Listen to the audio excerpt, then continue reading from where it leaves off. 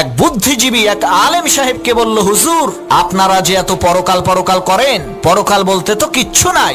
আলেম সাহেব বললেন, আচ্ছা তাই নাকি? বুদ্ধিজীবী বলল, হ্যাঁ। তখন আলেম সাহেব বললেন, আচ্ছা আমি যদি এখন বলি আপনার ব্লাড ক্যান্সার হয়েছে, আপনি কি বিশ্বাস করবেন? তখন বুদ্ধিজীবী বলল, আমারে কি পাগলে কামড়াইছে নাকি এই ফালতু কথা বিশ্বাস করব?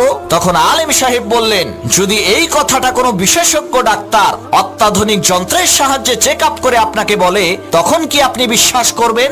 বুদ্ধিজীবী বলল, অবশ্যই বিশ্বাস করব। তখন আলেম সাহেব বললেন, আপনি ডাক্তারের কথা বিশ্বাস করবেন, কারণ সে শরীরের বিশেষজ্ঞ, মানুষের দেহ সম্পর্কে সে ভালো জানে। তাহলে আলেমদের কথা বিশ্বাস করেন না কেন? তারাও তো আসমানি কিতাবের বিশেষজ্ঞ।